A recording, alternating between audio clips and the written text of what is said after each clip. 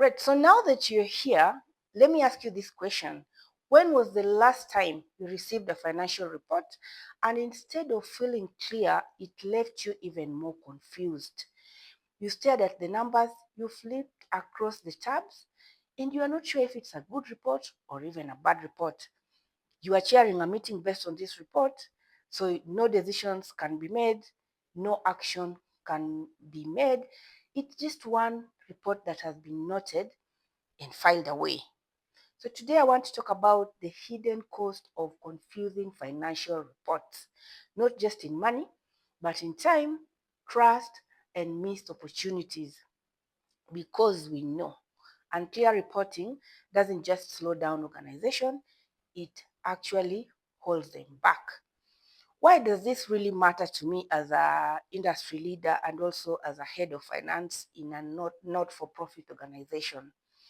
I have spent almost 2 decades working with nonprofits, donor-funded organizations, and leadership teams across organizations and even countries. And here is something I have seen over and over again.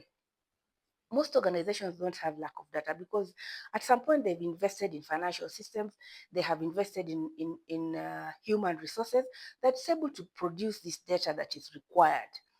But what they lack is the clarity of the data that they have.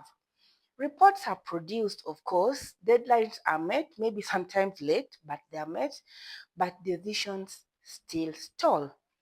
Why is this so? Because these reports are maybe too detailed and not insightful. They're technically correct because you have the correct skill to do your financial data, but they are not strategically helpful. They may be accurate because of the system and of the internal controls that are available, but they are still unclear. And that's where the real cost begins. So what are we really losing? What are we really losing from consuming unclear reports?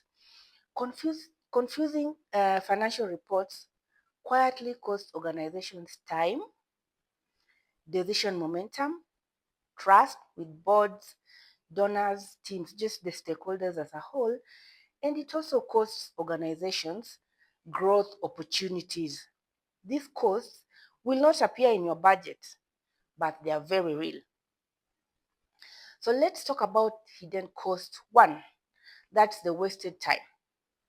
Let's start with it's the most obvious that we see it because confusing financial reports create endless clarification meetings. You send a meeting, you send a meeting link, you send a report, but the consumer needs to go into another 30 minutes meeting to ask you to explain the report because the report is not speaking to them. There are follow-up emails. It's a whole email chain asking, can you explain this line? Can you explain this line? So at the end of the day, the producers of the reports end up with time reworking of the reports that were originally technically done, but they do not read. I mean, they do not make sense to the consumer. So think about this. Finance teams have spent days closing the books, and I talked about the challenges of month end close in my earlier video. So managers have spent hours trying to interpret these results. Leaders spent even meetings after meetings, debating these numbers instead of acting on them. Time that should have been spent on strategy, program improvement, risk anticipation, is instead spent on decoding reports. But the truth is, if a report needs 30 minutes explanation, then it's not doing its job. The hidden cost number two that I see that organizations incur as a result of unclear financial reports is delayed decisions. Confusing reports, they just don't slow decisions, they delay them or distort them. When leaders aren't confident in the numbers, first of all, decisions are postponed because they're still trying to decode what does it mean. At that time, opportunities also pass. Risks go unnoticed until it's too late, And as a practitioner and as a head of finance, I have seen organizations delay even issues like hiring because they weren't sure about the cash flow. We have missed donor red flags because reports don't clearly separate restricted versus unrestricted funds. And in my subsequent videos, I'll be talking about revenue and how this sits in most of these organizations. And also one of the things is that spendings end up being approved later, and also some spendings that are approved that can later again cause compliance issues because of the lack of surety in the data. So not because these leaders were careless. These mistakes or these delayed decisions are not made because leaders are careless, but because the reports didn't clearly tell the story. And we all know uncertainty leads to overcautious leadership or reactive last-minute decisions. Neither of these we know builds a strong organization. And then the hidden cost number 3 that I mentioned is the erosion of trust. This is the cost people rarely talk about. Confusing reports quietly erode trust. When boards don't understand reports, they disengage, they stop asking meaningful questions, and when donors can't clearly see impact through financials, confidence drops and scrutiny increases. Same to our internal program teams. When program teams don't trust the numbers coming from finance, then finance becomes their blocker and collaboration breaks down.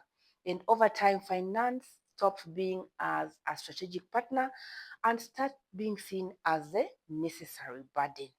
And once trust is lost, even good numbers are questioned, and we do not want to be there. So why do I think this keeps happening even in well-run organizations? I believe because most systems are built to capture transactions, satisfy audits, and meet compliance requirements, which is the standard and which is a requirement and which is great. But on the flip side, these systems are not built in such a way to facilitate leadership decision making, to support board level clarity, and to support donor storytelling. Reports are often too detailed or at the wrong level, structured for accountants and not leaders, and produced with a clear audience in mind. They are produced without, they are produced without a clear audience in mind. It's just a report, one of those reports. But the producer is not paying attention to who exactly is the consumer of this report that I am producing. And clarity doesn't come from adding more data. It comes from better structure, prioritization, and the intention.